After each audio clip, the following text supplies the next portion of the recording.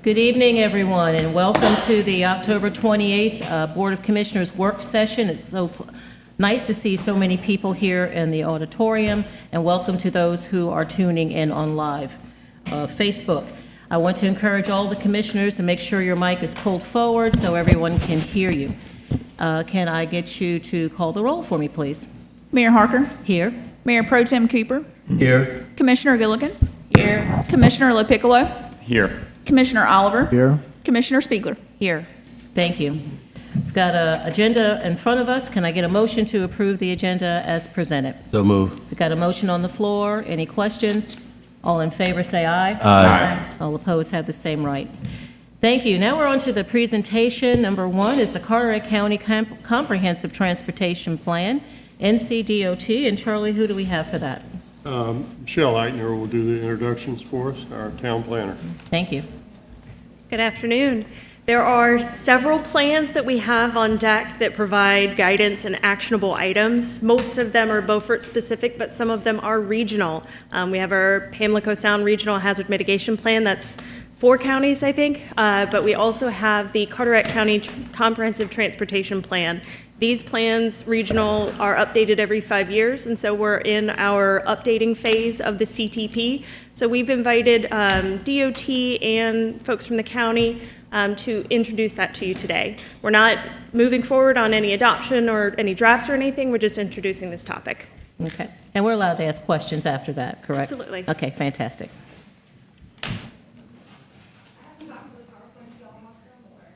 Sure. Thank you. Thank you. Thank you.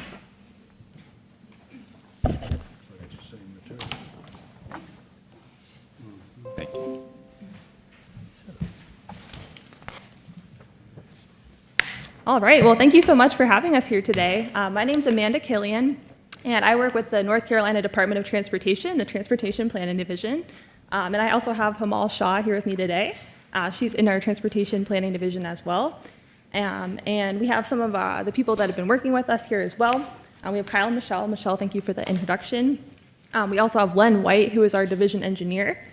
And we have Patrick Flanagan, who is the Down East, or the Carteret County. County Transportation Services. Yes, County Transportation Services. So thank you all for being here today. So a bit of an agenda, this is what we'll be getting into. First, we'll just kind of talk a little bit about what the Comprehensive Transportation Plan is. Then we'll talk about the process for this, and then we'll get into some of the draft highway recommendations, and then the draft bike and ped recommendations, and then at the end, we'll leave some time for questions. So to start off, what is a CTP? So a Comprehensive Transportation Plan is a long-range needs-based plan. It's projected 30 years out. So this plan that we're working on for Carteret County is looking out to the year of 2050. And it's multimodal, so we look at highway recommendations, bike and ped recommendations, and also public transportation and rail. And we work with a lot of different people and a lot of different partners for this comprehensive transportation plan. So we've put together a steering committee, and that includes local representatives from a bunch of the different towns. It also includes people from Carteret County, the Down East Rural Planning Organization, community stakeholders, and the public as well. And eventually we will adopt or endorse the Comprehensive Transportation Plan at 3 different levels. So first we do that locally to all the different towns, and then we go through the Down East Rural Planning Organization and adopt it through that. And then finally we go through the NCDOT Board of Transportation. And just a reminder that everything in the CTP, this is all just the very first step in the development of a project. So it doesn't necessarily mean that it's going to be built or it's going to be funded, but it's that first step to get the funding to eventually build something. And it's also a part of the NC state statute. So CTPs are needs-based plans. As much as we would like to, we can't include everything in these. We have to go through and do an engineering analysis and provide solutions for some of the transportation issues in the area. And we can't use wants or wish lists for this. We have to do an engineering analysis on it. So we look at a lot of different plans to gather projects to input into the comprehensive transportation plan. So we include everything from the STIP, which is the State Transportation Improvement Program. We look at all of the local land development plans or land use plans, and we don't necessarily include everything from that, but we use that as a basis to start out and analyze some of those projects to see if they're a good fit for the CTP. And we also look at local and statewide transportation plans, as well as local and statewide bike and ped and transit plans. So here's a little a process for a project that, like how the project goes from start to end. And this is where the CTP falls with everything. So again, it's just a very long-range plan. It comes for the very first step of everything before going through funding, design or construction. The CTP is just saying that there's a need for the project in the area. And then within the CTP process, here are kind of all the different steps that we go through. And currently we're working to develop the final plan. And so that's why we're here today talking to you about it. We just want to kind of let you know that we've been working on this for a while and we're hoping to adopt it soon. But today, we really just want to show you all the projects that we have in the draft plan so far and see if you have any comments on it and yeah, get your opinion. So we'll go ahead and just dive right in. So on slide 11, you can see a list of all of the highway projects that we have in the draft plan so far. And just to give you a little bit of context for everything here, so in the legend, we have 4 different colors that we use to identify the highway recommendations and projects. So red shows congestion and mobility projects, dark blue shows access management, light blue is modernization, and yellow is other. For the sake of time, we just included the highway recommendations for Beaufort today, since y'all are here in Beaufort. So we have 4 recommendations for highway projects in Beaufort, and the number on the map corresponds with the number in the project description that's at the bottom of your slide 11. So just to go through them, so project 302, this is US 70 improvements. It's STIP number R5945, and this just includes widening to 2-lane raised median divided sections.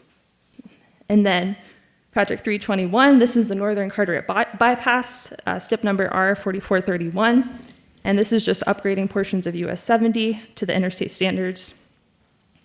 Project 330, this is the NC 101 north of Beaufort improvements, and so this just proposes widening the existing roadway to 4 lanes, and this also includes multi-use paths, which you'll see in the bike and ped recommendations in the following slides as well.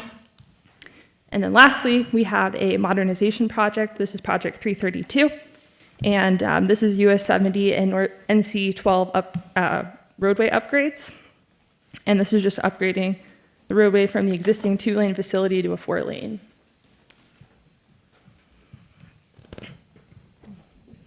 And moving ahead, on slide 12, we also have 3 roundabout projects that we have included in our draft CTP. So the first one, 407, this is at the intersection of NC 101 and Live Oak Street. And then we have project 409, this is from Cedar Street to Live Oak Street. And then project 410, this is the intersection of Live Oak Street and Mulberry Street. And so those are our highway recommendations. And again, this is all just draft. But this is what we have so far after doing a lot of analysis and talking to our local stakeholders. All right, so we'll go ahead and move on to our draft bike and ped recommendations. Again, this is just for Beaufort. We do have a plan for the whole county, but we just wanted to highlight some of the projects in Beaufort. Okay. So on slide 32, we broke it out. So slide 32 just has all of the bike projects. And again, going over the legend, all of the bike projects are in yellow. And you'll see on the following slides, the pedestrian recommendations are in purple, bike and ped are in green, and then the brown is multi-use path. So here, these are all the proposed bike projects that we have. I won't go through and read them all, but you can see on the map kind of where they are. And a lot of them are just adding bike lanes.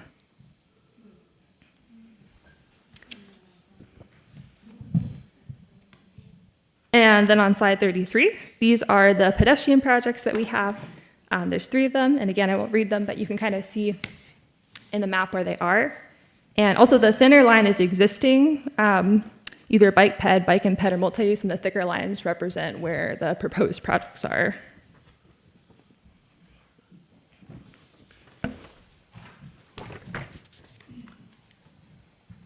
And then finally, on slide 34, these are our draft multi-use recommendations for Beaufort in the Carteret County CTP. And we have 5 of them, and you can kind of see where they are on the map with the bolded lines.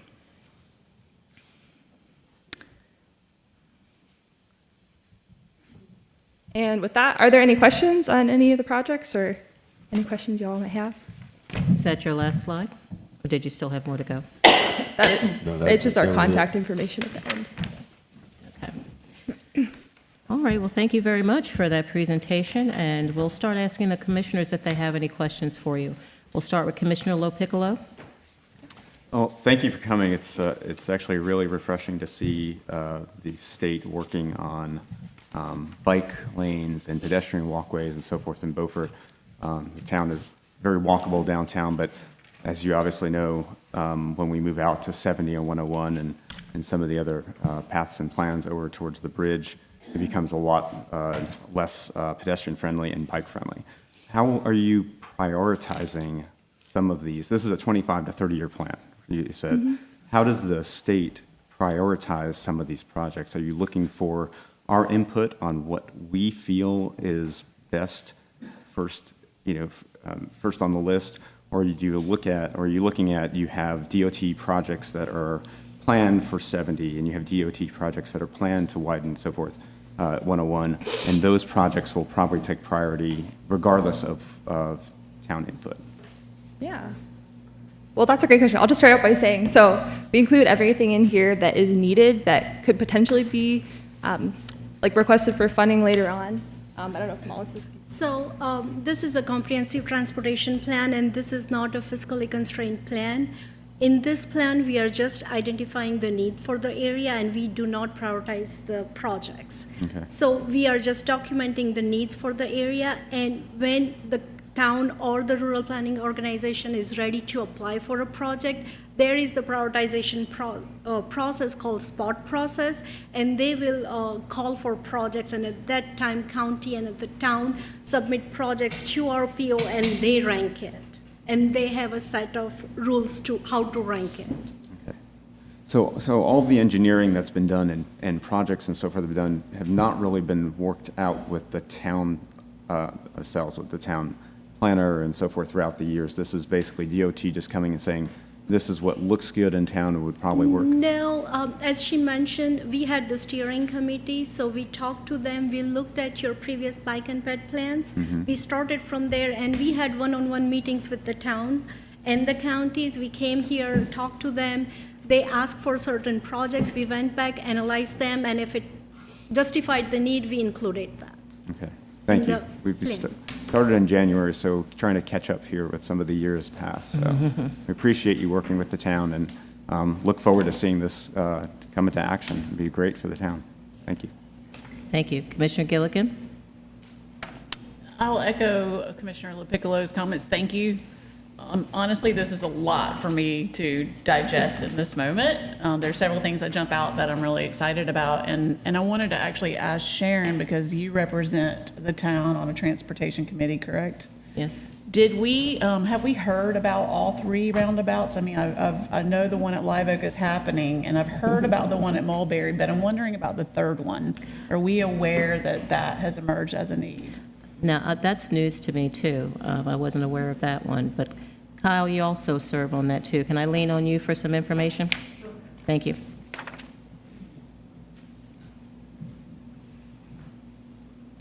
Yes, Commissioner, that was a project that was listed from years ago, and it is not a funded project at the Cedar Live Oak. That is the one project that is not included in the state Transportation Improvement Plan is funded.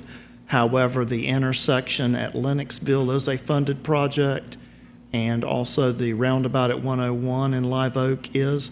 And the larger project actually that we have, which is the Access Management Control Project, is also a funded project. And those were projects that we took to the RPO through that project, through our division engineers.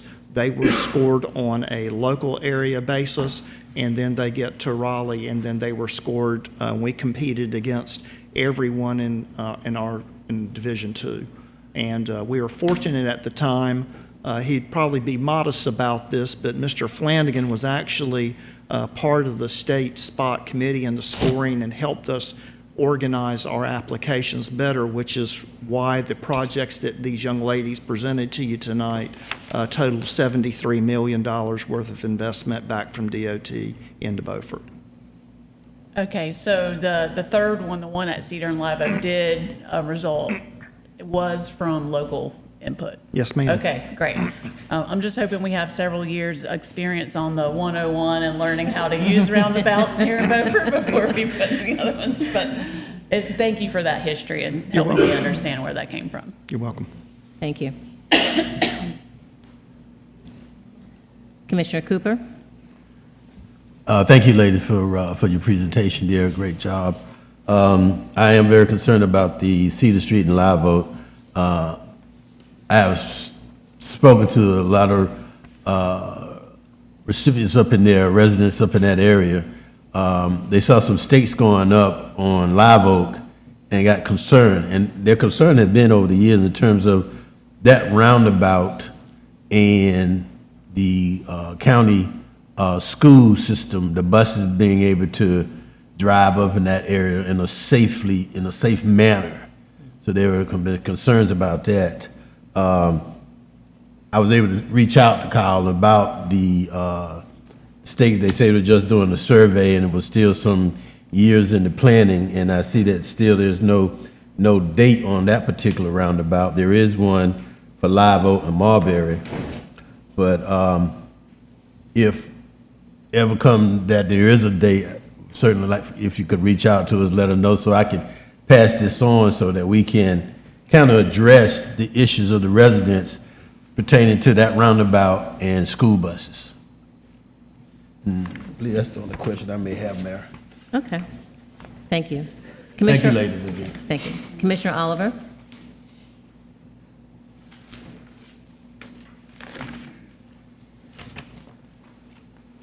Are you also involved in considering what's going on at the airport as far as 101?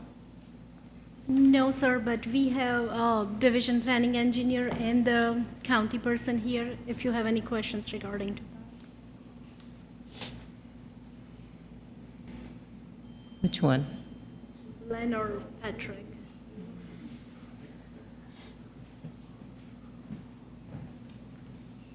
Good afternoon. Yes, sir.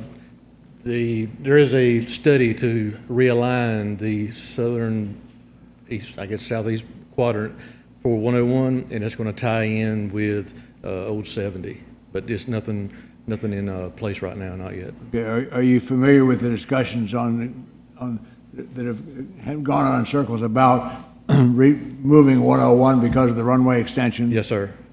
So why doesn't that show in here on any of these drawings? It's actually in there. It showed, the first slide she had showed 101 being routed around, I thought.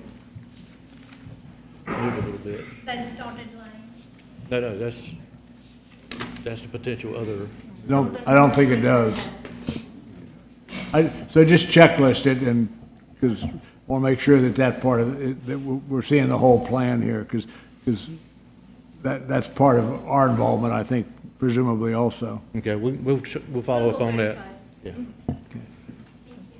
On the area of, and I think I have this, I think it's number 302, I'm sorry, it's printed so small, I have a hard time reading it, but on a 302 plan, 12-foot wide travel lanes with approximately 100 to 120 feet of right-of-way on the eastern part of 70.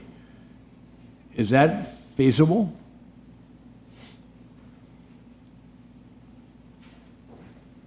Evidently, because it went through the design process and the feasibility study, so yes, sir. Okay. Yeah. Two lanes, two-lane, raised median, divided section with curb and gutter, 12-foot travel lanes with 100 to 120-foot. Yes, sir. Before any of these projects get a R number or any kind of funding associated with them, there's what they call a feasibility study, an express design that goes and lays everything out to get estimates, to get right-of-way takes or whatever's going to be necessary for it. So for this to have this description, that's gone through that process. Okay. What's our role in this? Is there any approval process that we're involved in, or Not is this today. mostly, or is this, I'm sorry, I interrupted you. I'm sorry. Like Amanda said to start with, I don't think they're looking for you guys' approval today. They were just bringing the information to bring you up to speed on where we are in the process. Right.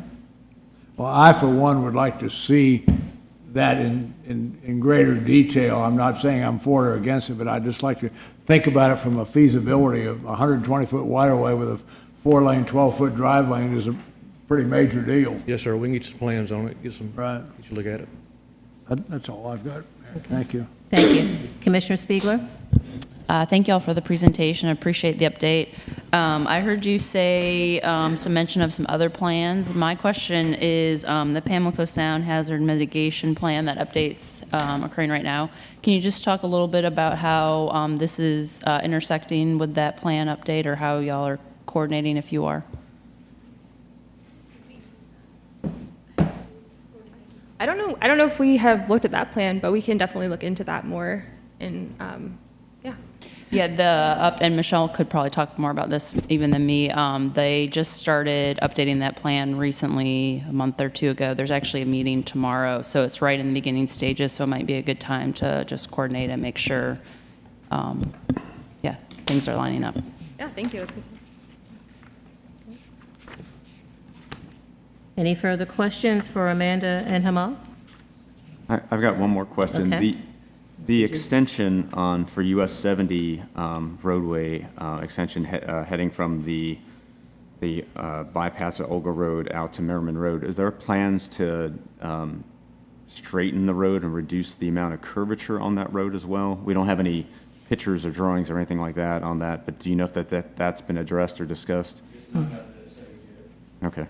Yeah, this is very preliminary, so that would be analyzed more further down the line. This is just kind of putting it in the plan and showing the need. So. Thank you. Okay. Charlie, did you have a question for them? More of an observation than a question. Your project number 321, the Northern Carteret Bypass, R4431, that was on the books a dozen years ago.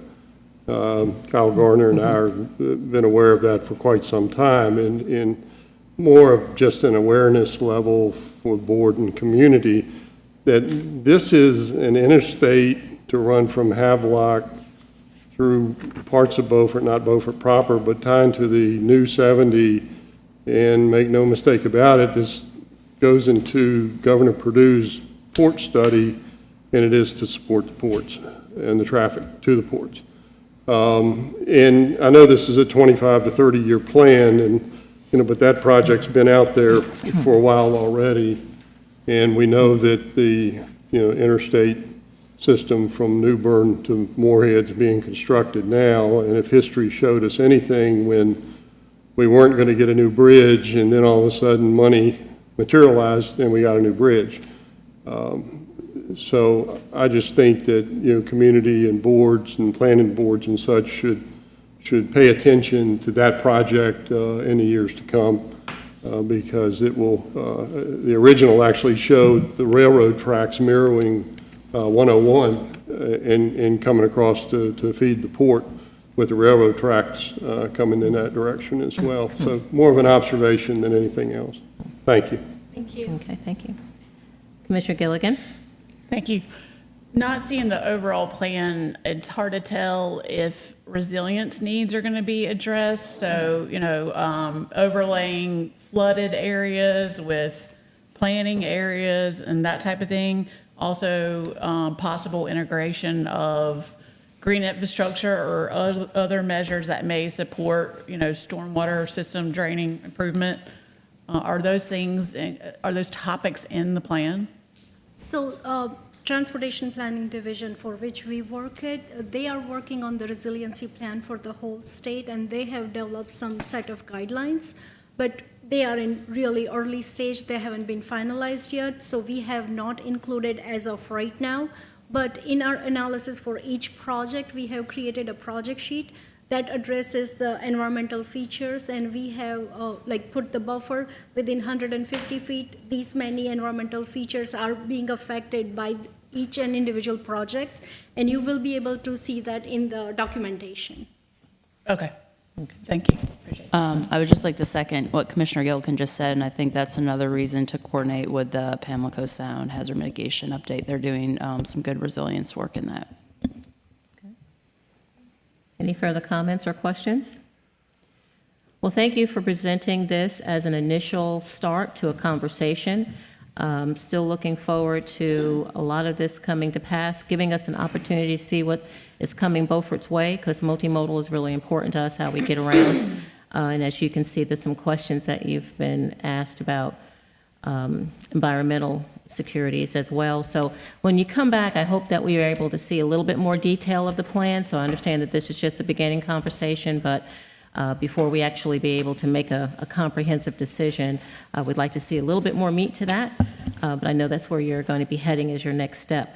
Now, when it comes down to approval, can you talk to me a little bit about approval? Who is approving that? Does this board just approve what's being presented for Beaufort, or how does that work, just to kind of give us a sense of where we're heading?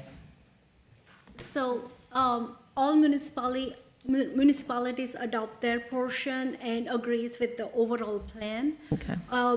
Our PO endorses the plan, and then Board of Transportation at CDOT approves it, and then we finalize the report.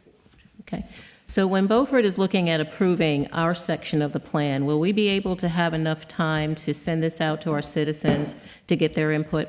Yes, ma'am. We will Okay. follow your public involvement plan and policies. Okay. If it requires public hearing, public workshop, we will host that. Okay, very good. And in general, we already hosted 3 public workshops at the beginning of the plan. We will be hosting more public workshops for the whole county-wide. All right, thank you. All right, any further questions? Thank you very much for that presentation. We look forward to some of this work jumping off to the paper and getting into real life, so appreciate your time. Thank you. Thank you. Thank you. Now we're going to move on to items for review and discussion. The first one is the Beaufort Waterfront Operations and Finance Committee update. I'm going to turn this over to the Chair, Commissioner Spiegler, and Vice Chair, Commissioner Gillikin. Thank you, Mayor Harker, and thank you, everybody, for attending today. So we are going to give an update today about the Beaufort Waterfront Operations and Finance Committee from our last meeting, which was October 17th. Our committee has been working very hard now for almost 2 months. Our next meeting is this Wednesday, October 30th at 1 p.m. We normally meet on Thursdays, but we're going to meet on Wednesday this week because of Halloween. And we meet just right on the other side. So for anybody that is here and hears our presentation and wants to learn even more, please come to our meeting on Wednesday at 1 p.m. So like I said, we're going to give an update from our October 17th meeting. At that meeting, we heard a presentation from Barry Slade about recommendations to the Board of Commissioners. And you'll hear today, we are having Ted Morris give a presentation today. He's filling in for Barry Slade. Barry is in Florida, but we are very fortunate that we have such excellent committee members that we can have anyone come speak. And we also have, I do want to say we have many of our committee members in the audience today, so thank you for being here. And I'm not sure, we may have some in the back as well. But you're going to hear today that we are shifting strategies in our waterfront operations and design because of the public feedback that we received this summer. And our committee is working really hard to incorporate that into finding the best way forward for our town and for our waterfront. So like I said, we've been working really hard. We are tasked with reviewing the objectives and goals from the original Beaufort Harbors and Waterways Advisory Committee, and we are making sure to incorporate public feedback. You're going to hear about identifying the best fit of partners for our waterfront and how we intend to maintain control and a vision for our waterfront that is best for our community. So just keep in mind that this is not the final plan, but this is the work that our, what we call BWOF committee has put into place in our first 2 months. So again, I'm going to turn it over to Barry Slade. And before I do that, though, I'm going to pass the recommendations from our committee out to all the commissioners. So I'll send these down. Y'all did receive these about a week ago in an email, but I wanted to have them printed for you today. So Barry's going to, Ted is going to review these today. And after he goes through his presentation, there will be time for questions, both for Ted, for Paula, for I, and we have other committee members here as well that can help answer any questions that come up. So, all right, I'll turn it over to you, Ted. Thanks. Thank you. Well, good afternoon, everyone. Thank you, Madam Mayor, and all commissioners for your time today. We are very appreciative of that, and it's my honor to be here and speak on behalf of all the committee members that have put in yeoman's work thus far on the Waterfront Operations and Finance Committee. So we're pleased to share with you today recommendations coming out of our work thus far. And let's dive right in. Really, our time here today is a testimony of several things. First is the responsiveness of town leaders to requests for a new direction from the citizens of the town regarding the future of the town docks and the waterfront. As Commissioner Spiegler indicates, we've made a pivot, and we're working hard to bring that to fruition. I think it's also a testimony to the new thinking about right-sizing of our plans, our timing, our partnerships, with a strong eye towards maintaining local control of this incredible public asset that makes Beaufort so unique. And finally, our unwavering commitment to the triple bottom line, working to ensure that we see and extract all the economic, social, and environmental gains we can through solid stewardship.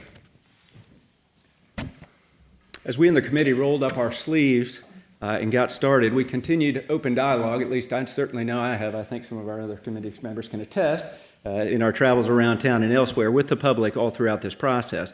And we have remained committed to these goals and these objectives.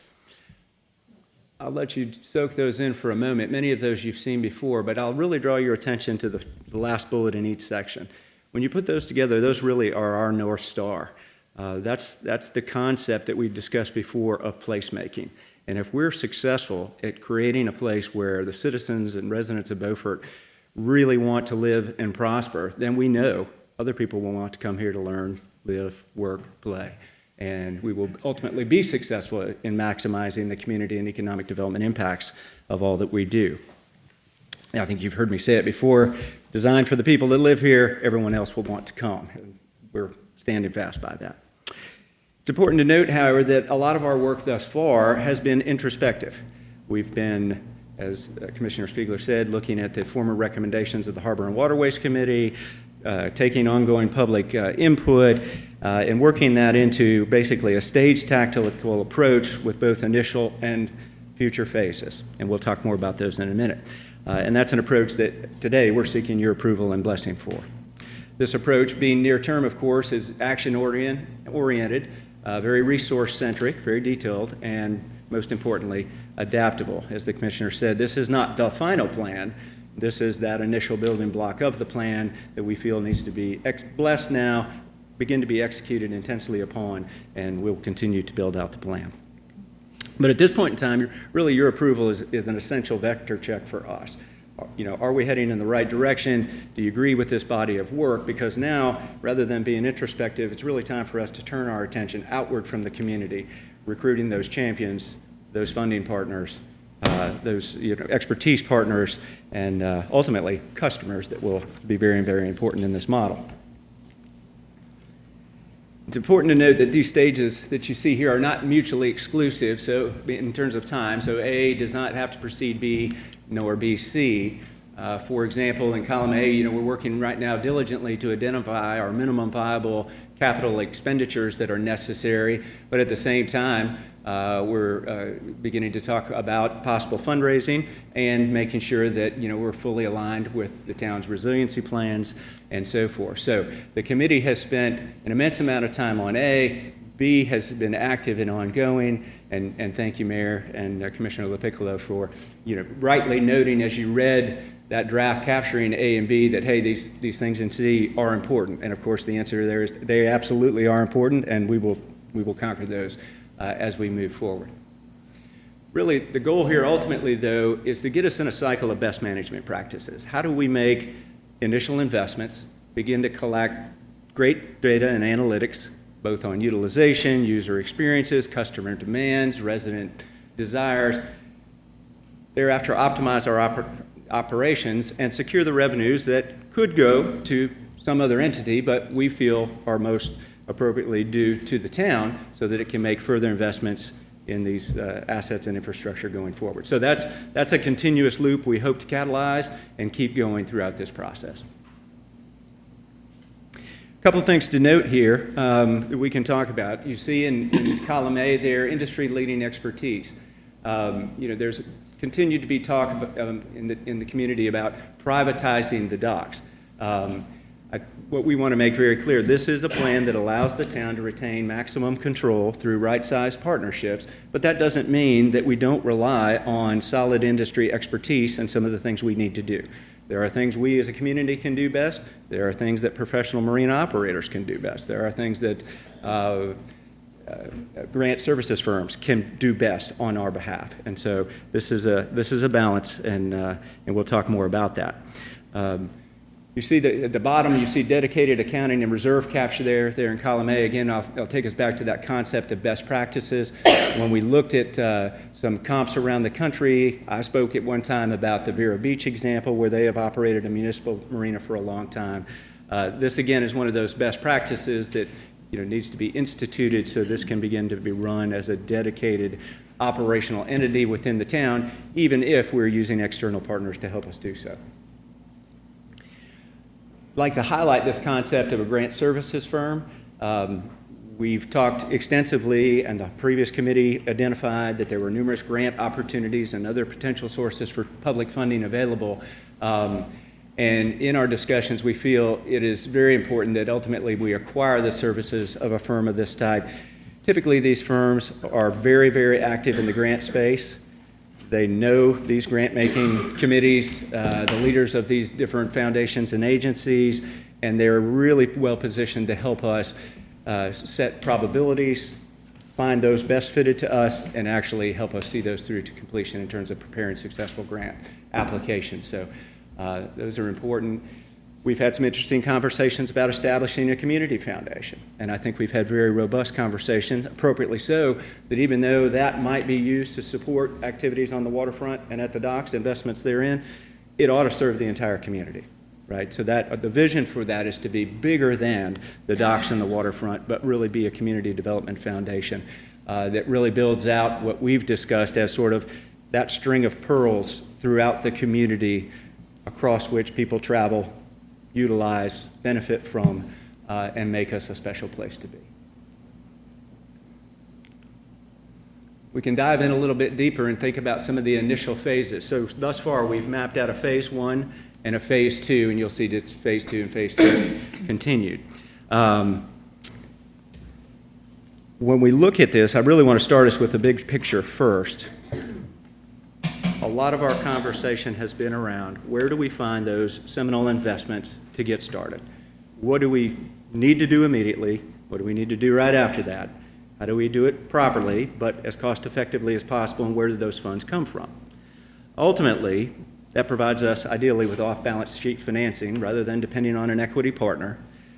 It's direct investment into our community to help jumpstart this process of investment and reinvestment that ultimately gets us, as you've heard us discuss, customer funded, not reliant on long-term debt financing, not reliant on equity partners that may have other ideas over time, but to be customer funded by the exact people that utilize and benefit from these assets.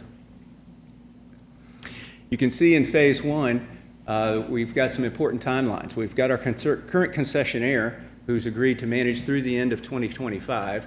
And so in identifying a new potential marina management firm to help with daily operations, we know there will be a transition period that has to be completed, has to be smooth, has to be robust.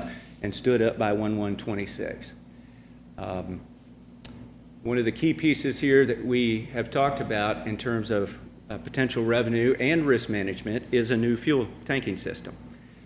Making sure we get that installed, making sure the town has complete control over that it cannot be interrupted, that it patches in with our existing piping infrastructure, and there have been some conversations, and I'm hearing some within the town as well, about some seminal funding that could help with that. You'll see here we have engaging an engineering firm, engaging a marina management firm, potentially engaging a grants services company. I think it's important to think about those independently. Those things could always converge later on, but we feel like initially thinking of them independently is important, because then you don't screen people out. It may well be that your engineering firm, as some large firms do, provides grant servicing help. That could happen, and they could respond and say, I'd like to simultaneously respond to both of these calls. It could also be that your engineering firm would like to be a part of the tank installation. That could happen, but we don't know that. One of the things we do know, though, from our research is that there are some great boutique marina management firms that have experience around the country with special small communities like ours that are excited about this project that did not see the previous RFP. And so we want to make sure that everyone has best opportunity to see it with as few restrictions as possible to ideally get as robust a response as possible. But then, at that point in time, if some of these converge, that could be very appropriate. When we think about later on down the line, one point I'd really like to make here, we're talking about the capture of potential revenues from utilization by the town for reinvestment. One thing we should keep clear is that at first, revenues really are designed to offset costs and, if any, debt service is required to tackle that. Ultimately, though, revenue is not profit, and it's profits that will allow us to then reinvest in further stages of the build-out of the grand vision for the docks and waterfront. And it's also profit, long-term, that will allow us to build a reserve fund that would optimize the resilience, mitigate risk, and allow us to achieve, bless you, some economies of scale. So taking us back to the big picture then, this is designed to really leave us in control of our own course, if you will, in a very responsible, customer-funded way. So our request today is that you would approve this near-term set of recommendations.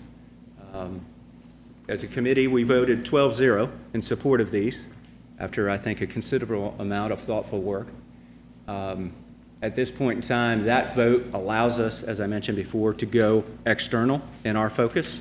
It allows us to communicate more robustly with our legislators, with potential grant-making agencies, with foundations, and begin to really pursue all the key tactical elements that we've outlined today, and begin to make those infrastructure investments that we know need to happen over the next year to position us for a smooth transition and for the capture of revenue into the town's control. With that, I'll turn it back over to Commissioner Spiegler. Thank you, Ted, very much for that presentation. That was really great. I want to add something that Barry Slade, who gave this presentation, or similar presentation about this plan at our BWOF meeting earlier this month. He is recently retired from the marina industry, 30 years, I believe. And he said at our last meeting, what can't be measured can't be improved. And what I think our committee really likes about this plan is that by January 1, 2026, so about a year and 2 months from now, we will have a marina management company in place for, we expect, a 3 to 5 year contract, and we will be able to track what is going on at the docks, at the marina for 1 whole year and get 1 whole year of data.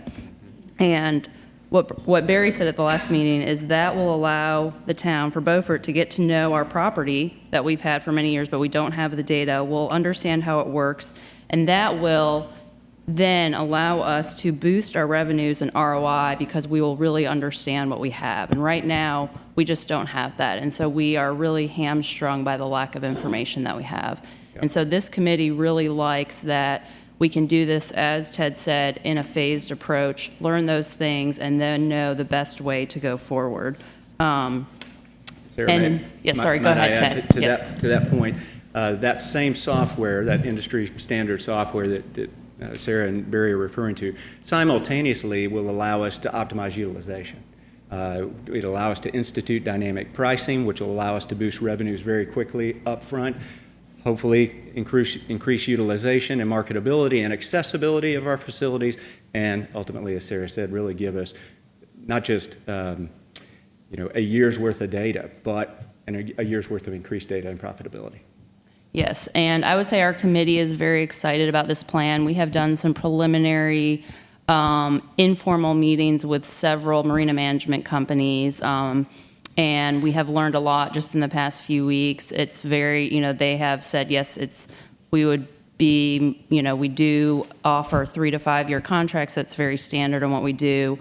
So our committee is really looking forward to diving more into all of these details that we've spoken about today.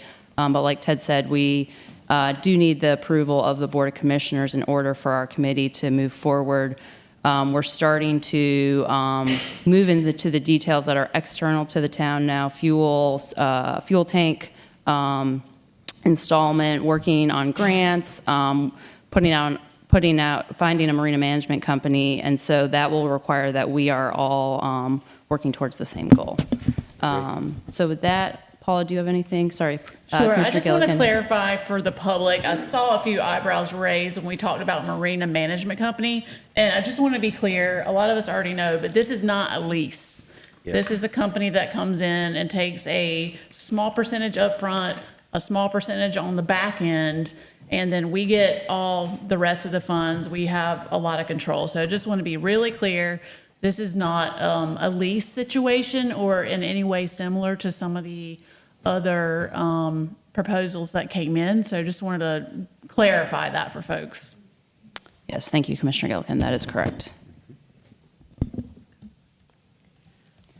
All right. Would you like to take, ready for some questions? Yes. All right. Thank you so much, Ted. That was a beautiful presentation. And if the slides could be available to the commissioners, the presentation could be made available to the Absolutely, commissioners. yes. Elizabeth has a copy. And I guess it's going to be on our website as well? Okay, very good. Thank you. And I don't know if you have any, if we ask any questions, you may want to pop up or just stand there, so that'll be fine. Okay, we'll start with Commissioner LoPiccolo. I appreciate you coming. Thank you very much. Very thorough presentation. I think the town's been looking forward to hearing about the developments and plans and so forth, and I think the plan seems sound as long as things fall in place for the town. Just but taking a step back, though, I guess I'd like to hear regarding the infrastructure at the docks. I'm sure that's been a conversation of the Waterfront Committee. Right now, the way it stands, we're looking at least 4 years of the docks being run as is in the condition that they're in. What is, or do we have an expert, do we have engineering in place to tell us what's the longevity of the infrastructure that's currently there? How long would that hold up, last? How long would be safe, allow for boats to be tied up without any problems during small storms and so forth that may come into our town? Yeah. So members of our committee have had initial conversations with the previous engineering firms to sort of readdress some of their previous findings and refresh those. So that has been underway. And yes, there have been some changes in some of the numbers and a thorough look at, well, to your point, how could we stage some of these and what's the timing then of that staging? As to your specific question of, for each piece of infrastructure related to the docking enterprise, what is its remaining useful and safe lifespan in its current condition? Mm-hmm. I think that's a conversation yet to be had. When we talk about minimum viable CapEx expenditures, that's clearly included. I mean, your point is exactly what has to be included in there. Not only what is its current condition, what should it be in, but if it's in acceptable condition, how much longer will it last? All that's got to be calibrated, I think, to then get us to that sort of final stage estimate that says, well, okay, in 18 months we need 4 million, and it's going to be for this, and in 20 months we're going to need 2 million more, but it's going to be for that. We're not quite there yet, but those conversations are underway. Okay, so that's something that will be returned to the board, I guess, within this year, the year. Yeah. Vic, do you want to add anything to that since you were on the original Harbor and Waterways Advisory Committee? Sorry to put you on the spot like that.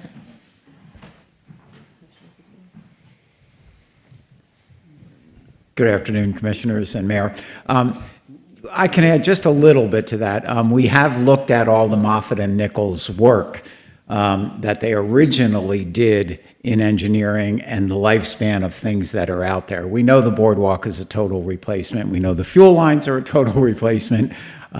We know the top of the sheet pilings needs a brand new cap. So there are as many things that are totally new. I guess the one thing that could be uncertain is the condition of the floating docks, the docks that are currently out there and floating. We have plans as part of the Moffitt and Nichols original recommendations to extend the boardwalk from where the Cape Lookout docks all the way to Great and Paul. So that would be all new. We also have in the plan and in the projected funding to reconfigure the East Basin, that's where the ferry ties up and the Crystal Coast Lady is, and that all gets new. So the only piece that's not really addressed yet is the existing floating docks that are currently being leased out. Everything else is basically a replacement. We're assuming, though, that we have a 5-year lifespan with minor repairs on what's currently there. The condition is not bad on the pieces that are there, and in our operations budget, we estimated a $50,000 a year budget just to do miscellaneous repairs on those existing pieces. Okay. Any further questions? No further questions. Okay, thank you.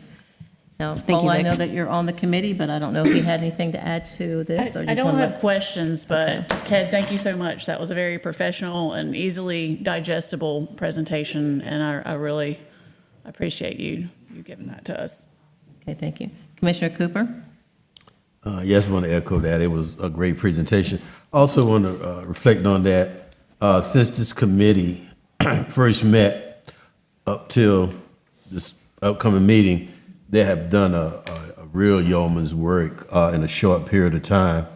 And the dedication of those members on this committee is extraordinary, but not unexpected, because we all know that we have such great people in our community that been sitting home probably waiting on an opportunity to be addressed, to be on a committee that, I mean, that is really, really working and given a short time frame to get this first phase accomplished.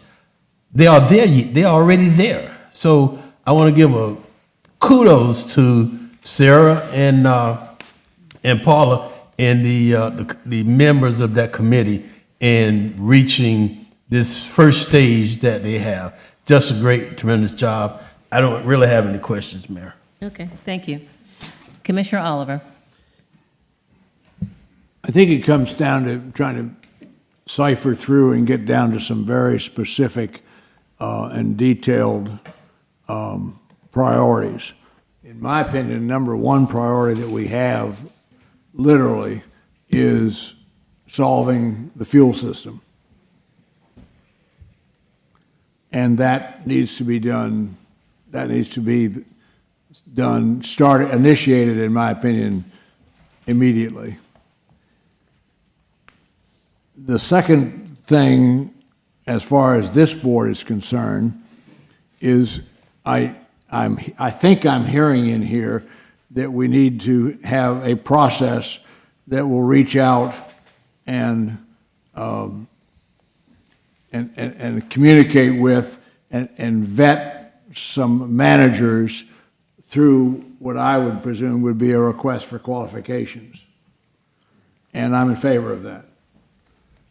And third, in order to do that, which I think can be done in the next several months, I have also suggested to the committee that, with no disrespect to attorneys, intended, it sometimes takes a little time to get agreements drafted, and if we were to succeed into having a request for qualifications early in the next year, it will probably take that long to develop a written agreement that would have the criteria that we, as a board, would require. So I'm in favor of starting the fuel farm quickly. I'm in favor of starting a request for qualifications, and I'm in favor of starting a hard emphasis on using many of the lessons that we've learned over the last year to get a draft agreement that could be ready by January 15th. Those are the three things that I see have to happen and that I'm glad to support as a commissioner. I would also add to that, considering using a maritime attorney. I can't hear you. Consider using a maritime attorney as we did in the past for that. I think the maritime attorneys that we've used in the past we've invested a lot of money. And we've learned a lot, and it would only make good logic sense to do that. I agree with you, John. Well, are you asking that? Go ahead, Commissioner. January the 15th, what is that specific date? I'd like to see, as soon as possible, I'd like to see an outreach in a what I would call a request for qualifications. I I can go into some detail with it, but it's not a request for bid. It's not a price.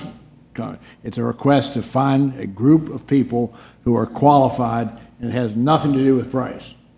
It's a common exercise. The state, we did it for the Maritime Heritage Group.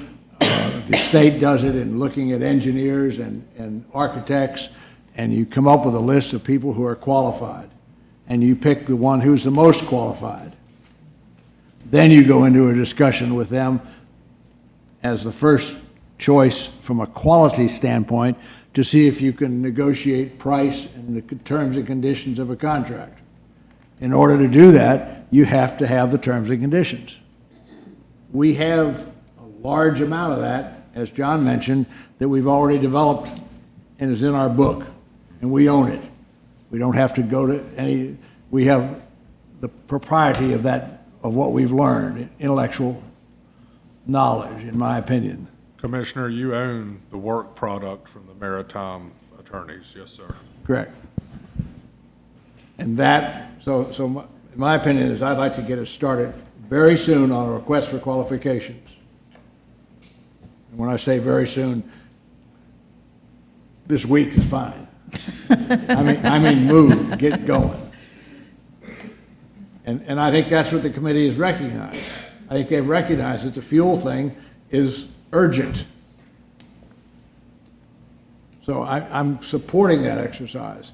So let's get a request for qualifications out. Let's start drafting an agreement. Let's have both of those aimed for January 15th so that we can award that, move forward, get the fuel system installed, and get going on this. Okay. Ms. Sarah, would you like to have anything to add to that? Sure, yes. I just want to say thank you to all the commissioners for your input. I do want to address some of Commissioner Oliver's items. I think I'll start at the top. So the first one you said was solving the fuel system. And I think that we will post this publicly on our BWOF committee website too. So this is the recommendations from the BWOF committee. And in phase one, we put as one of the top priorities, secure capital expenditure funding sufficient to install new fuel tanks. So we are in agreement that that is a #1 priority. We need to install a new fuel system. And for everybody who's not in the weeds on this, I know we're talking a lot of jargon right now, but right now the fuel system for the docks is not owned by the town of Beaufort. And so when the current concessionaire ends December 31st, 2025, we do not have control of the fuel system, and we know that that is vital to the town bringing in revenue from the docks, and so that's why we are focusing on this so much. Our committee has looked at a few possible options for installing a new fuel tank. We have gotten a couple different price quotes. They have ranged everywhere from about $350,000 to maybe, well, estimates up to $1 million, but we actually think they're closer to the $350,000 to $500,000 range. So what we're talking about is needing to find capital expenditure funds on the $500,000 range, possibly less, possibly a little bit more, to install that fuel tank, as Commissioner Oliver said, as soon as possible. I did have a conversation with Charlie this morning. I don't know, Charlie, do you want to add anything to this conversation about the fuel tank installation? I've already, based on the presentation, I've already circled some items here as our staff work plan for the next, from what I understand, 45 days. In talking with Commissioner Spiegler earlier today, a question came up as far as local government commission and borrowings. And local government commission kicks in at a borrowing of 5 years or more.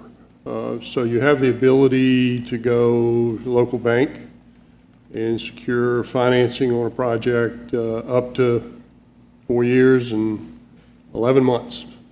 You would be able to, do your own terms. The kicker is you've got to pay it off at that time, because you're not going to be able to go to local government commission and get approval of that. But if you follow the timeline, and if you put credence into the revenue estimates and such, if you did a 4-year borrowing for $500,000 for a fuel operation in years 26, 27, and 28, you should catch up with enough revenue stream to pay the note off. And my other recommendation would be, if the powers that be would allow us to do it, I would recommend that we do interest only, do a borrowing for 4 years and do an interest only payment for the first 3 years, and then take out the loan in the last year of interest at the last year. So you'd have very low fiscal needs is in those first 3 years, but you'd also have cash flow. So we're gearing up as a staff and to support whatever the direction is that Waterfront Committee suggests and this board approves. Thank you, Charlie. So getting to the second item that you brought up, Commissioner Oliver, so the process that reaches out to vet marina managers, marina management companies. So like Commissioner Gillikin said early, this is not a lease that we would be signing. This would be a short-term contract. And so what we have heard from the marina management companies that we have already had informal discussions with is that they can actually be on the ground in 60 days and transition the previous marina management company that we have now to their operation on the ground. Now that's sort of the average. They did say to us that 90 days is often preferred, and especially in our case, that would be preferred because we don't really have any information to hand over to them. We don't have the specifics of how the docks run right now. We think we know some things, but they did say they would prefer a 90-day window. So I do want to repeat something that Barry Slade said in his presentation at our last BWOF meeting. Knowing that that transition can happen quickly with a marina management company, we do have plenty of time between now and January 1, 2026 to do this transition. Our committee has also noted very strongly that it is important to have a very clear transition plan with the current concessionaire, Haywood Weeks, to make sure that we are consistently communicating with him, and we have actually put that into the plan, that is very important as we transition to this new waterfront plan. And so I would say that I hear what you're saying, Commissioner Oliver. I think that is very important that we make sure that we have a strong contract, but it is going to be different than what we were proposing before with Safe Harbor, because we are not asking for that capital investment that we were asking for with Safe Harbor. And so in that case, I do think that we learned a lot from the previous previous process with Safe Harbor, our maritime attorney that we hired for that process to assist us, we have a great attorney here, Ari Grady, but we did realize that we needed the additional assistance, and we did hire Warden Smith as the attorney to assist us. However, I would say that the conflict of interest that was with the previous maritime attorney, I'm not sure that that would make sense for us to continue forward with them. But more importantly, as Ari communicated to me recently, Warden Smith had actually not started on the performance standards addendum yet to the lease, and that was really, that part that was going to say, what the town needed, what Safe Harbor needed. And so in that case, I'm not sure really what there is to learn from them. I think it would be very useful to talk with them, to talk with the previous project manager, Doug Townsend, about any lessons learned. I think the commissioners up here also have a lot of lessons learned as we had worked with Doug on those performance standards. But as there's nothing in writing about them, I'm not really sure what else we would learn besides maybe verbal communication with Warden Smith. So in that case, but I do want to say, I think that the plan that the committee, the BWF committee has drafted is flexible and adaptable. And it says very, very strongly that that fuel tank is a top priority. So I think that we would all agree on that moving forward. I think in terms of the date that we need to get either the RFP or the RFQ, our draft recommendations does not distinguish between those two. I think that is details for our committee to work through. What is the best way to put out either an RFP or an RFQ? And I will say Rachel Johnson, I'm not sure if she's here, but she is our staff liaison for our committee, and she actually already offered at our last meeting to start pulling past RFPs that the town had done related to the waterfront and help that process get started, because she, I agree, did realize that that is very important to do. So we have that on our list of items as another top priority that we need to get done. And I think that, that is, you can see the amount of work that this committee has done, and they are, ready and chomping at the bit to get at those questions and to move forward and to answer these questions. So that would be my recommendation, is that those things can be decided on. They're important. I think this plan, if we approve it today, will allow the committee to move forward and do more research into those topics and bring it back quickly to the commissioners. I think they've proved that already. They have brought this plan to you in less than 8 weeks. So I have no hesitancy that they will not continue to work at the speed that they are currently working at. Okay. More questions? Any more questions? I just want to acknowledge Commissioner Oliver's ideas and their validity, but it makes me feel a lot more comfortable knowing this answer to the LGC question. There were some questions about whether or not we could utilize financing, and so I think Commissioner Oliver was pretty forward-thinking and thinking about ways we could really get that money quickly. But now I'm feeling a little bit more comfortable with the ideas we have for fundraising the tanks and this loan option that we could pay back pretty rapidly. So I'm feeling a lot more comfortable there in that we wouldn't need to couple those tanks with a marina management RFP or RFQ. So feeling good about that, and thanks, Charlie, for getting that answer so quickly to us.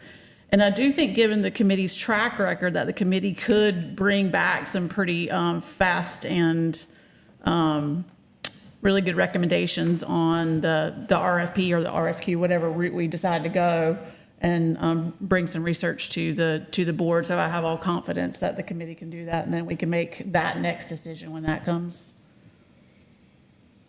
Yes. So basically just paraphrasing what you said, Sarah. Yes, and we have 3 meetings in a row coming up over the next 3 weeks. So, yes, this plan is written so that it will allow the commissioners to make that decision in the very near future.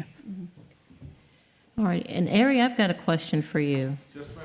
An RFP and SOQ, would that be something that they could use in order to kind of combine asks for, you're getting your request for proposals, and then you're just getting a statement for the qualifications of the company, but not necessarily having to go in the same pathway in which we did before.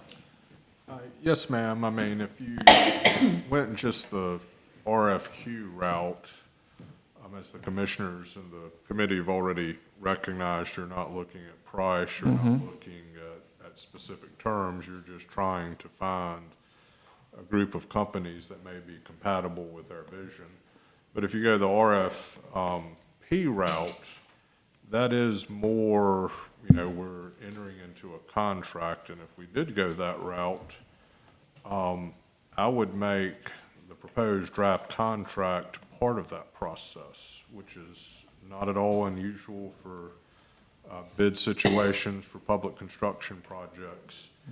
As we know from the last experience, we settled on the third party, and then we had to negotiate and draft the contract from scratch, which added considerable time element. If we can get a draft contract in place and we go the RFP route, and one of the attachments is, this is the contract that is going to be required, you can't make it too unreasonable in favor of us, or else nobody would want to do it. But it cuts out the negotiation on the back end and tees it up in a way that we can live with for the 3 to 5 year process. So I think you get more into the business terms if you go RFP, and less so if you stop at the RFQs, because then you'll be negotiating the specifics after you settle on the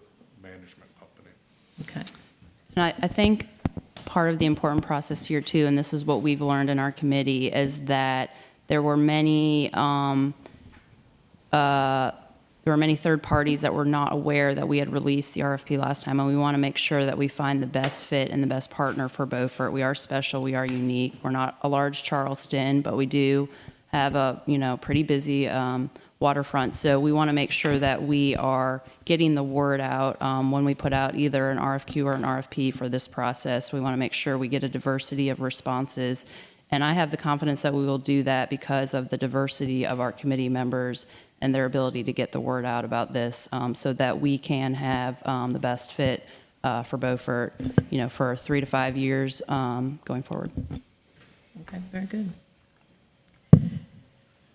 Well, once again, this committee has amazed everybody, and probably not totally surprised because of the quality of members that have been placed on the committee.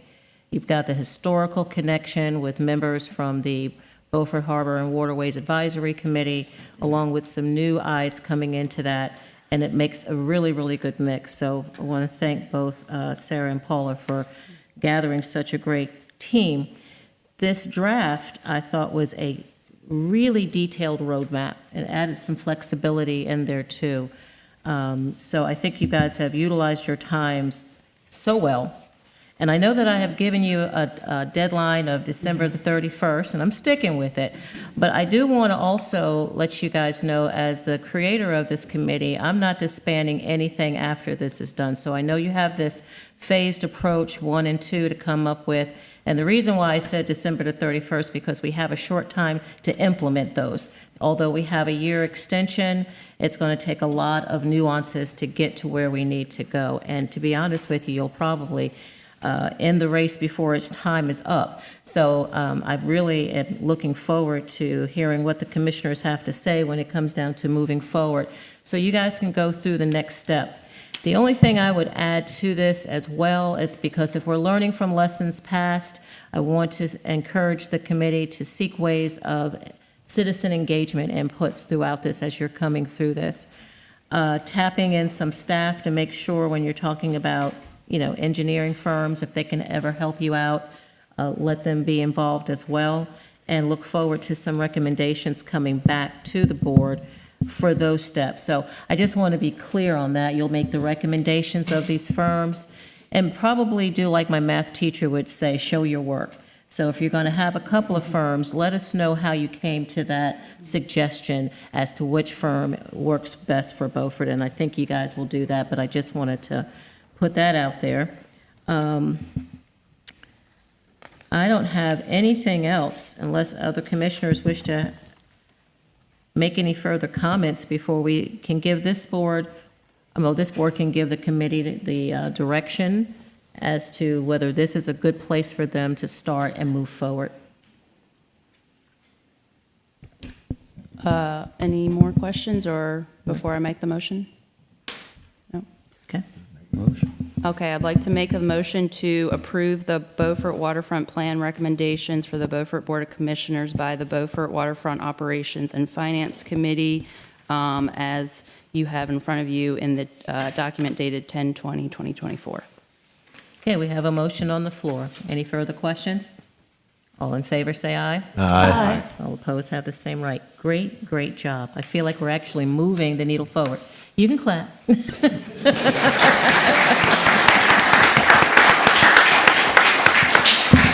All righty.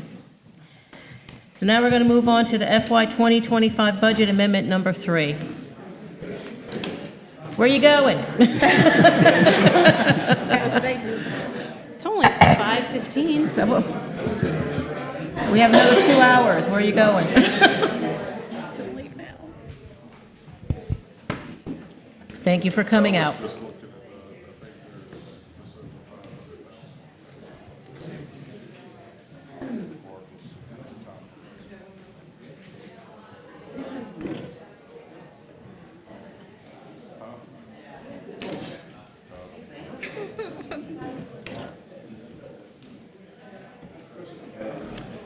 Our usual dollars.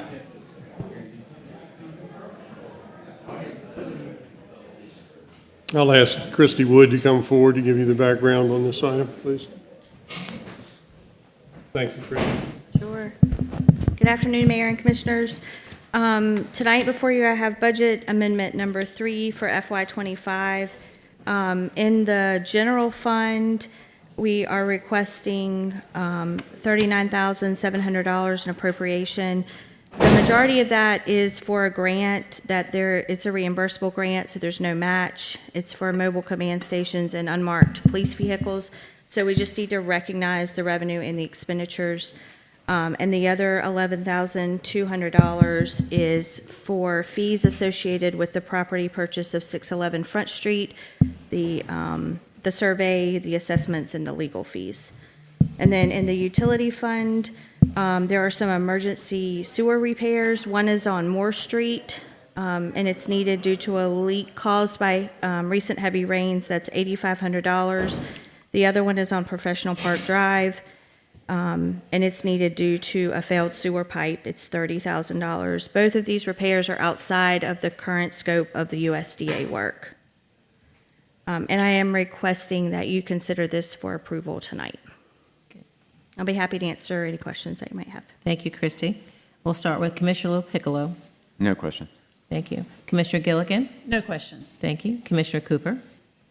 The pipe on Professional Drive, that was a heavy-duty burst. Yes, and if you have specific questions, I'll be happy for Sam to help answer those. Yes, it was, wasn't it? Sam, okay. Yes, hello, Commissioner. Thank you. So how much of that footage of that pipe on Professional? I think in the expect to location? do a short point repair there, similar to the one that we performed a few years back. The one that's there now has been there for a while, and we're just trying to get around to that one. It's fairly deep, but we expect the section to be taken out only maybe a few feet worth of pipe to fix that. Yeah, I guess spot. really my question, I Yes. basically should have asked is, so are we looking at some future repairs on Professional for his pipes? No, this one's an existing point repair that's needed due to one that's already failed. Okay. Yeah. Thank you. Okay, thank you. Commissioner Oliver? No question. Thank you. Commissioner Spiegler? No questions. Oh, thank you. Well, seeing that there's no further questions for Christie or other staff members, what is the pleasure of the board when it comes down to the FY 2025 Budget Amendment Number 3? I'd like to make a motion to approve Budget Amendment Number 3 as presented. Okay, thank you. Any further questions? All in favor, say aye. Aye. All right, thank you. Now we're going to move on to Duke Energy, CCEC agreement. I'll let you tell me who that is. Ask Mr. Grady to present this. Oh, look, you've got an item. assignment. Oh, very good. Thank you, Charlie. Mayor and Commissioners, this is a request primarily from your local cooperative, which is the Carter at Craven Electric Membership Corporation. We do have Will Pittman. Will, just raise your hand. He was kind enough to join us tonight. If y'all have any technical or other questions, I can't answer. But in a nutshell, this involves property that the town annexed out by the Beaufort Club, and it's called Captain's Point. The EMC has the franchise for the provision of electric services in the unincorporated areas of the county around Beaufort. Duke Energy has the franchise within the town limits. Your EMC is already set up to provide service to this annexed area. And so what we're basically doing is Duke Energy is releasing its franchise right to provide the service in this specific area in favor of your EMC. They've already got the infrastructure. They're ready to serve it. The two utilities agree on this. They do it all the time, apparently. Without this, the EMC would have to remove its infrastructure, and then Duke would have to install new infrastructure, which would be a colossal waste of resources, particularly when the two utilities, want this to happen. So, subject to questions and direction of the board, I would suggest that y'all consider approving it. There are a series of form letters that the EMC has provided us to sign, and just perhaps delegate to your manager the authority to sign and deliver whatever needs to be in place for this to happen. So I'm glad to answer any questions, and again, Mr. Pittman is here if you have any directly for him. All right, thank you. Commissioner LoPiccolo? So we're just approving some document. I just want to get that straight. We don't have the document in front of us, but we're approving some document to allow for that to happen. Yep, there were some letters that were emailed to me and relayed, I believe, to you guys through staff after the publishing of the agenda. You got a letter directed to the mayor from the electric cooperative, and there is a proposed letter from the town approving this. So really what you would be asking or directing Charlie to sign would be that letter back saying, yes, we approve. Okay, thank you. Okay, thank you. Commissioner Gilligan? Thank you. Do we have an example of where we've done this before? Not on my watch. I'm sure it's been done before. It was mentioned that, if the town is going to continue annexing property, that we might want to consider some kind of standing arrangement, so it doesn't necessarily have to come back to the board each and every time, but again, we'll deal with that if that request is made in the future. But I don't recall having looked at one of these, and I've been, of course, here with the town since 2018. Okay, thanks. I was just wondering if there were any problems associated or any concerns associated with the transaction. It was represented to me that this is pretty routine in their worlds, and they do it all the time, and they have a good working relationship. So, they do it in favor of each other, just as the circumstances may require. Thank you. Thank you. Commissioner Cooper?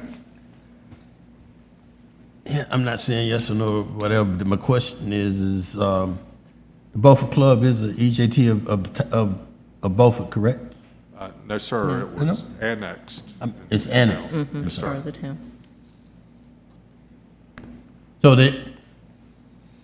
So the Duke, I thought if some property is part of the town, they still service it. That's correct. That's what the franchise agreement says. If it's within the corporate limits of the town, it is, Duke's right to, provide the service.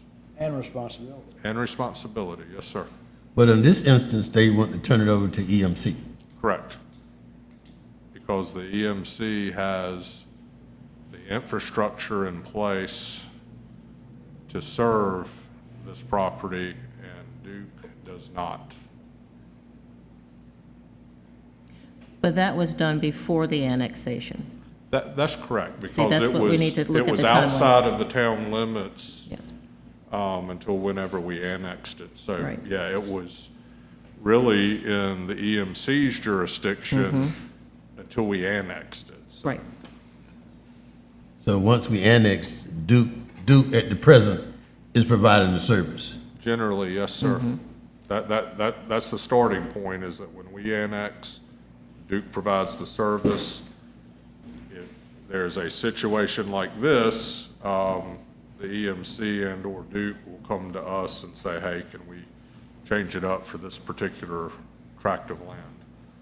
My guess is that we haven't seen this before, because when we annexed, there probably wasn't any infrastructure, so Duke had to, Put their- start over anyway. That's just a guess, though. Can I speak? Yes, please, thank you. Okay. I'm confused. They had their stuff out there before. My name's they Will. I'm annexed. the Vice President Engineering Operations with Carter Craven.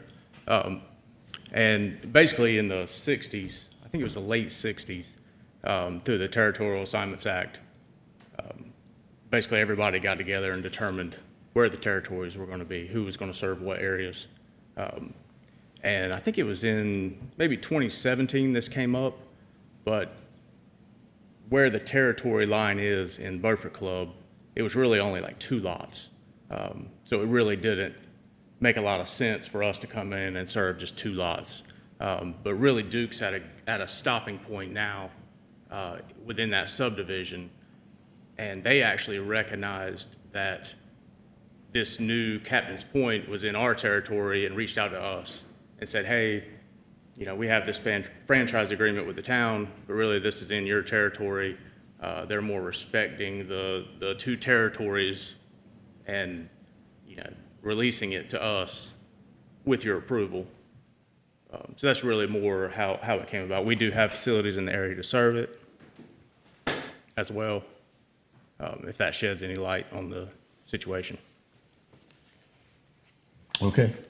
Yeah. I'm just, well, now that okay, so this Captain area, it's is in the annex of Beaufort Club, but within you guys' territory, within That's y'all right. We have param on the map. Yeah, aside from the Beaufort town limits, we have separate territories. So Captain's Point is within Carter Craven EMC's territory, whereas previous portions of that subdivision are within Duke's territory. And they're basically, since it was annexed, technically Duke can serve it, regardless of whether it's in our territory. That's the way, I'm not an attorney. You're right. But that's the way I understand it. That's a fair description, yes, sir. So they recognized that it was in our territory and actually reached out to us to release it back to us.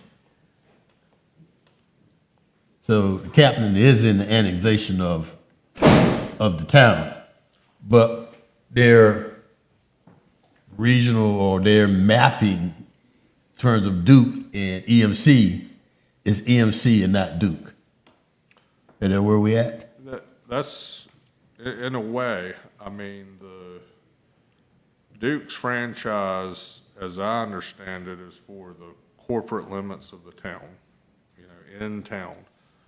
So when we annex property, we're basically doing a de facto change in the utilities territories because the EMC has all the territory outside of the town limits. So when we annex something, we are shuffling that around for them.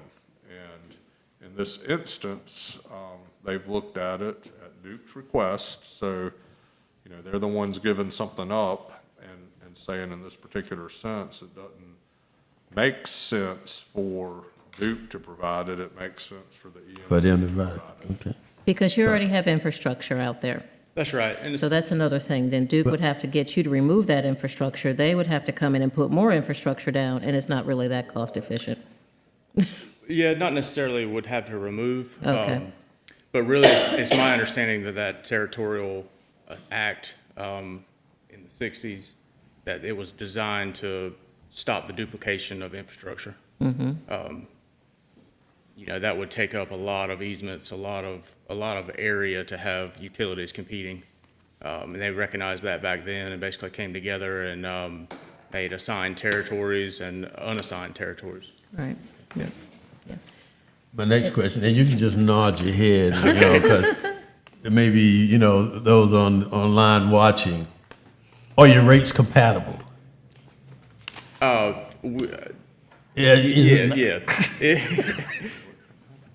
Yeah, Okay. I believe the last time I looked at it, we're a little bit less expensive. Well, So, Okay. EMC can come to Duke. I mean, No, it's okay. Yeah, we don't want to give anybody No, named Duke anything. no, Come on, no, Commissioner. We're good. that's it, ma'am. Commissioner Oliver. I view this basically being a business contract negotiation between two private properties, both of whom have to have our consent. Correct. There's no revenue to the town. There's Correct. no pluses or minuses on any of that, and it's strictly a matter of that agreement. So, I mean, that, to me, makes sense. I do think from a learning lesson that if we are involved in other annexations, that this ought to be on our checklist. Yes, sir. And whoever's territory it is. Yep. They have to serve the people that are there. So you're not disadvantaging any citizens in any way. You might actually be helping them cost-wise just a little bit. Right. It sounds like. All right. Thank you. Commissioner Spiegler? Thank you for being here, but no questions. All right, thank you. Thanks. Mayor, Yes. Commissioner Gilligan? thank you. Are there occupied houses in this area? They're moving dirt right now. I believe they're about to start pouring curb and gutter, but not yet. I believe Okay. it's 28 lots. Okay, and is there any private ownership of those lots right now that you know of? Not that I'm aware of. And the Okay, developer is aware of this, and we're, talking with them as well. So they're aware that Duke's, won't be serving, or possibly won't be serving this area. okay. I think my purpose in asking that is if there were people who were already owning lots, Yes. giving them a heads up, but if that's not the case, then, Yeah, it appears to be vacant, yeah, yeah. that's okay. Yeah. Just as long as they know who to contact when they have power outages and things of that nature. So I guess at the back end, you and Duke will make sure that messaging gets correct so that you can get the calls for those that have your service, and Duke will get their calls for those. Because, I mean, if I look across the street and I go, hey, Melvin, who's your supplier? It may sound a little confusing, but as long as communication is good and everybody is aware of what's going on too that's living out there, that would be great. Yes, ma'am. And Mayor, I know they get the bill, but. if I may, in the packet that was emailed subsequent to the publishing of the agenda, there is a developer's consent, so the developer is in the loop and has signed off on this. Okay, great. Yes. Thank you. Okay. All righty, well, thank you very much. Unless we have any further questions, appreciate your time. Thank you. All right, so we're looking to move this forward as a vote. When it comes down to the Duke Energy agreement with cooperative extension, what is the pleasure of the board? Mayor, go ahead, make a motion that we approve this exchange between Duke Energy and CCEC agreement. Okay. We've got a motion on the floor. Any further questions? All in favor, say, Can we, hold on. can we also include giving the manager the authority to execute those documents? Okay. Charlie, the one to sign? Yes. Okay. Okay, Is that agreeable to you? That's agreeable. okay.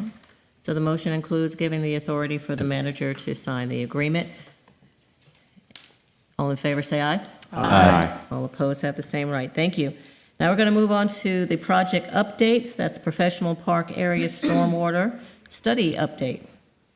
At your last meeting, told you that we were in possession of the draft document for the stormwater study, and Sam Bell, town engineer, is going to give you an update of kind of a little overview of what the document contains, and he'll touch on, too, we were already planning the public session in early December. We're just trying to get straight with one of the churches out there to provide us a venue for that. So, Sam.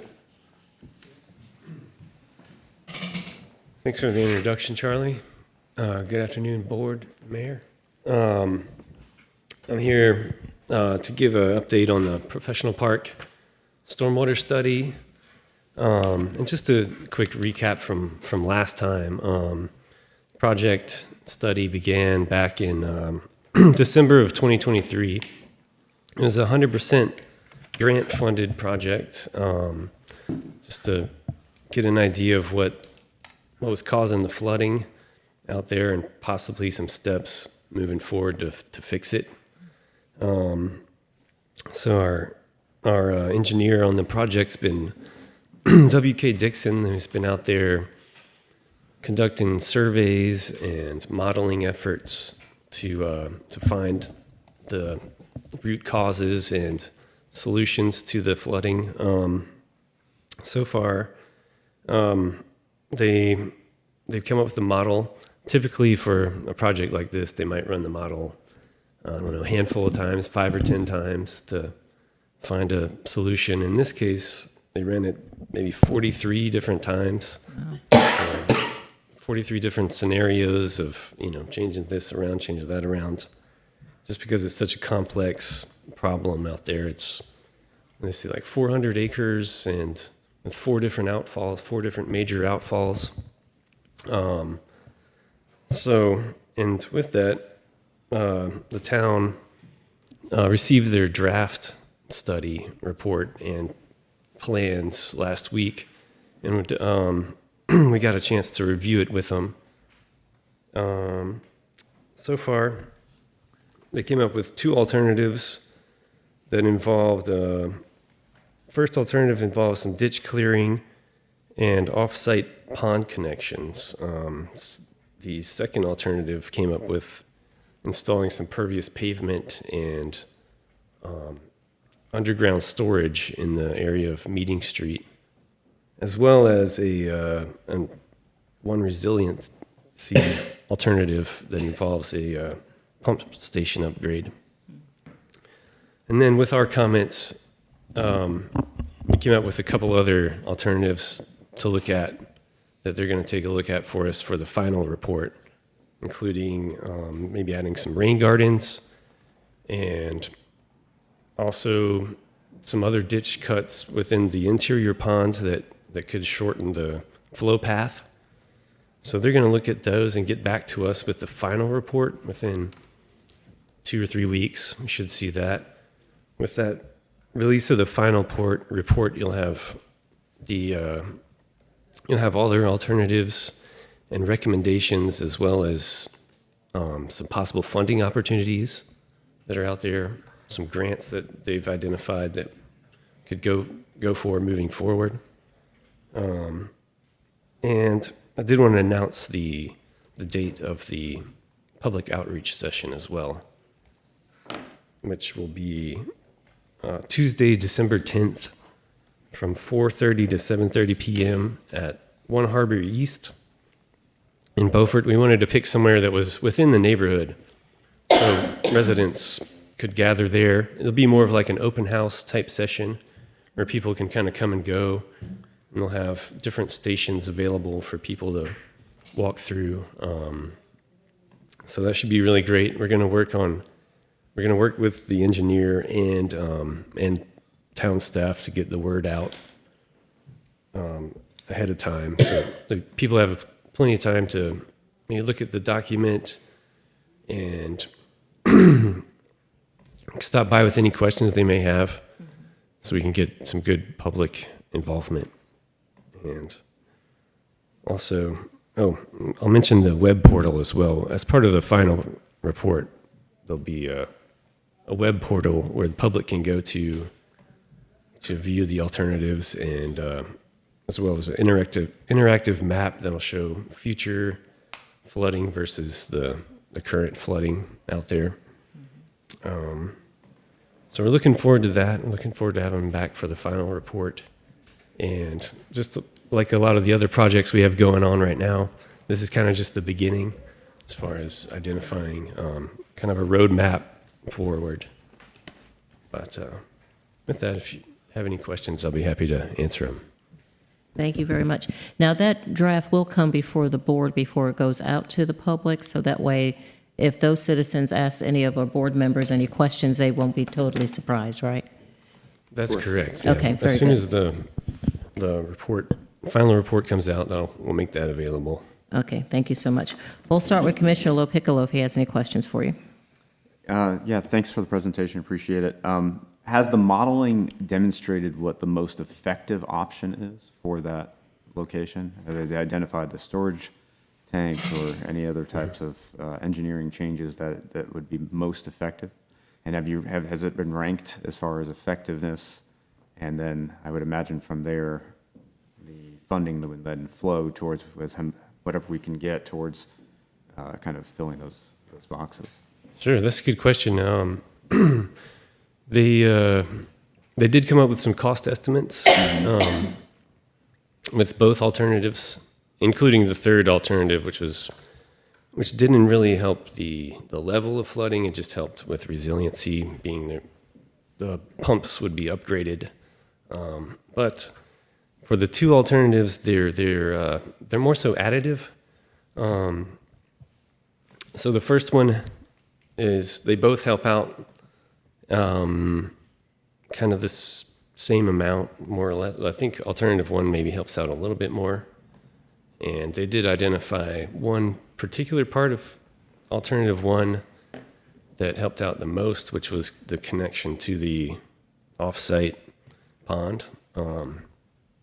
But as far as ranking them, I think that they may do that for the final report. I can check on that. But so far they haven't ranked them. It's just been alternative one, alternative two, and then the resiliency alternative. So in each of the alternative one had specific things that they recommended doing, and alternative two had another set? That's correct, sir. And then each alternative, they did give the level of flooding that would, the improvement to the level of flooding that you would see. So you'll see that in the final report as well, as far as which alternative. And they broke it down to say, this, if you do this, you'll see this much improvement in flooding for each alternative. So then I guess you could base that towards the cost and see, what might be the most cost effective moving forward. And where do you go from here? What are your next steps, or what are you looking for from the board, or are you looking for from the town? Is it, we're moving forward towards, obviously, the public engagement in December, but then from there, is the town behind the scenes starting and working towards grant proposals currently? Yeah. Currently, once we get the final report, I think from there, the way I see it, we'll get some good community involvement. Look at all the alternatives, give the board a chance to look at alternatives, the public and the staff, and then from there, kind of figure out which alternatives make the most sense moving forward, and then we can look for funding and final designs and on down the line. Yeah. So probably still a couple of years out on, anything construction-wise. But until then, we have some kind of blueprint for how to move forward. Okay, yeah, you answered my next question, but thank you. Yeah. Thank you. Commissioner Gilligan? Yeah, happy to hear about some of these specific alternatives, so thanks for presenting that tonight, and I do hope to attend the public outreach event. I think Charlie said at one time there might be hot dogs. Yes. Oh, there you go. There you go. I'll be operating the Thanks for that. concessions. Yeah. You can operate it there? Yeah. That's right. Yeah, I'm pretty excited about Manager this relief for the residents. So thank you. Yeah. No questions. A high-quality hot dog, not the red ones, please. Thank you. Franks. Franks. All right, Commissioner Cooper? Just throwing that out there. It's a good hot dog. Very good hot dog, yeah. I missed the venue. Where's the venue? It's the One Harbor Church, right on Professional Park Drive. Oh, it used to be the old workout, okay. That's correct, yes. All right. And the time again? 4:30 to 7:30 p.m. And can you say the date one more time? on December 10th. Okay, thank you. Yeah, the only issue is that one of their thought is for is pumping into the existing pond that is there. Now, the town doesn't own that pond. That pond is owned by that HBO that's out there. So is that, do you look at that being an issue? That's true. For both alternatives, we'll require some form of property agreements to be able to either do ditch clearing or pumping or pond connection. So, or pump station upgrades, rather, I should say. So, I think just about all the alternatives right now will include some sort of property agreements to be able to complete them. So that's going to be part of it. So did I also hear in terms of the present pump stations, either adding another one or improving that particular pump section that's there now? That is, yes, that is definitely the option, is to improve the one that's already there. Right now it's just one pump. It's like a 2 or 3 horsepower pump. I think the alternative they proposed called for dual 5 horsepower pumps. That way you have a little bit of resiliency with the dual pumps and a little bit better pumping power, as well as automatic controls. So you wouldn't have to manually operate it like you do now. Well, that manual operator, right now, it's on the wheel of someone that has the key in terms of the HBO out there. Right. That person have to go and turn it on ahead of time, knowing that it is going to rain and probably going to be a large, significant amount of rain. For that individual to go and turn the pumps on a couple of days to lower the water level of that pond, and that has not been very productive. Right, yeah. Right now, it's kind of at the mercy of whoever has volunteered to operate the pump station. So this would give us some... Well, great job on this. I'm looking forward to this, the final report on this, and hopefully, we can come to, and obviously we're gonna have to be at the table, especially with the HBO, in terms of come to some sort of agreement on this issue. Thanks. Meeting Street, they can't last much longer in terms of the amount of flooding that occurs on that street. It's ridiculous. I agree. Yeah, it's been going on for a while. Yeah. Yeah, it is. Yeah. Okay. Commissioner Thank you. Oliver? Oh, I'm sorry. No, that's it. Commissioner Oliver? 400 acres, right? Yes. How many homes? Ooh. I don't remember the number Best of homes guess. exactly. 200-ish? No. Couple hundred homes? Maybe less. 150? Are you referring to Meeting Street and the street over? No, I'm talking to 400 acres as a study area. How many homes are on that 400 acres? I don't recall exactly. I'd have to look it up, but it seems like Somebody someday is going to ask who's going to pay for this. Yes. And I think we better get ahead of it. I think we got to lay out a strategy here and think about this, because we're going to have 200 homeowners. The statute of limitations is probably run for any of those who may have been involved in causing some of these problems. Correct. I just think we need to get ahead of this and be thinking about this at this board, so that we don't create a false perception and/or worse, not have answers. Are we I mean, of course, when they're in the I town wasn't going to limits. ask the question today, but there's going to be 200 people out there asking who's going to pay for this.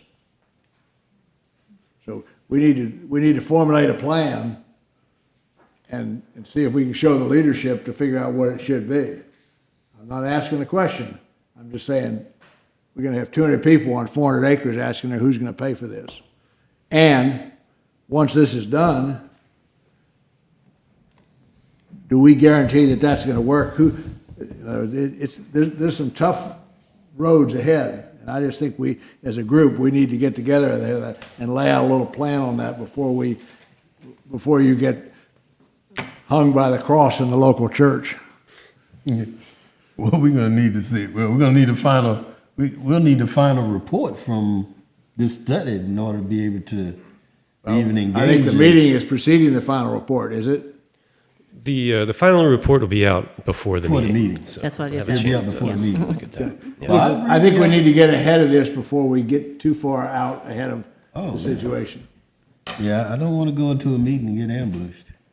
So Bucky, can I paraphrase what you said to mean and also Ari, that the statute of limitations is running out for holding the developer responsible? Is that? It's long gone. Okay, so that's long gone, and so now it would be on the town. Who's gonna pay? Yeah, who's gonna pay? Yeah, I think that's a good point, but I also think that we could have caught some of these things in the engineering phase, so hopefully. Yeah, but our statute of limitations is also over. Right, but hopefully we could get some free money, air quotes. Well, and we have. We're doing a commendable job. Absolutely. I just am worried about getting it too far out over the skis on this thing before we have all the answers. Right. Yeah, I'm really curious to see the price tags on the alternatives, Yeah. I think your best case scenario is you will have the report presentation to you at your work session in November. Your worst case scenario is you get the presentation and the next night is the public session. Yeah, that would be That's disastrous. And preliminarily, without talking really numbers, you're not going to be funding this out of your own pockets. You're going to need grant support to do any of the alternatives. So to answer your question, it's going to be grant dependent. Let's get ahead of this. Yeah, it's going to be grant dependent, clear and simple. Let's not create a perception that is not real. Let's get it out there. And the other perception is, this is a design for a 10-year storm? Yes. Right. As opposed to a 15-inch, 100-year storm? Right. And that's an understanding anyway. Helena. Or an unnamed storm a month or so ago. So, and it's, there's things, you'll find things in the report that, 6 inches is deemed passable by engineers, but on the road. But is 6 inches of water on the road acceptable to those 200 people? And that's the kind of thing we've got. In their living room. You can't get out your driveway, no. Yeah. Fortunately, nothing's gotten in anyone's houses Right. out there. Yes. Yeah. It's just the road. So, good points. Okay. Another work plan for us. All right, Commissioner Spiegler? No questions. Thank you, Sam. Okay, Sam, thank you very much. Thank Don't you, go Sam. away right away. Thank you, Sam. I think we should send it to the dock committee. We got another committee? It's water related. It is water related. You can come on Wednesday, Sam, 1 PM. Look, I'm depending upon them solving my taxes. They're that good. No, but seriously, we do really need to see that final report before it goes out for public consumption and comment. And I don't necessarily mean a day before. That's not ideal at all. And if that were the case, I would expect you to move that meeting somehow so that we have the opportunity to digest this, because once again, these commissioners will be asked questions, and they don't need to be asked questions about things they haven't seen before or had an opportunity to openly discuss. So that would be priority number one, I would think. Now, I do have a question, Sam. You may know this answer. This is a pop quiz, too, that Bucky's put you already through. But the pump that's out there with the HOA, I thought when they came to present to us, and before you guys were elected, they came to present to us saying they had ownership, that they actually upgraded that pump. Did they improve that pump already? I have a lot of stuff up here, and sometimes it comes out sideways, but for some reason, does anybody... I want to say they did do some repairs to it to get it operational again. Yeah. But it's still manually operated, and it's still only one pump. Well, it's not modernized, but they did some repairs to it already. I believe Yeah, so, yes. I'm sorry, Mayor. Does that sound I familiar? remember them, yes. Okay. Yeah, I think they put a new sump pump or something in there. Yeah, it could have been a replacement pump of some sort, or replacing some of the components, Yeah. componentry to get it working again. Yeah, I think they were working with Greg on that. Okay. All right, I'm just interested in seeing the 43 different directions in which they've come, and hopefully we can figure out one of the 43 that we could afford somehow. I did have an also question, if you happen to glean that. You know, the bioswales that we have out here on Cedar Street are performing really, really well. Yeah. And I didn't know if maybe that might have been something they could consider. It does provide some beauty as well. But That was one of our comments to them, was to look at that alternative for the final report, to go back and run their model again to incorporate rain garden bioswales. yeah. Just to see, because the amount of velocity coming into Meeting Street from some of the higher areas, if we could even catch a little bit of that, just want to see how much that could possibly help. Yeah. Just, since we didn't see it in this report, we asked them to go back and take a look at that. So. Oh, very good. Thank you so much. All right, any further questions for Sam? You get an A for the day. You did good. You passed the test. Thanks. All right. Thank you. Okay, so unless there's any further questions or comments, I would just like to get a motion. We're going to be recessing this meeting to October the 30th at 5 p.m. here at the train depot. This will be a closed session to discuss personnel matters. So move. Got a motion on the floor to recess the meeting. Any other questions? All in favor, say aye. Aye. Thank you. Have a great night, and thank you for hanging in there with us. You just stick around, we don't have to have all these extra meetings, right?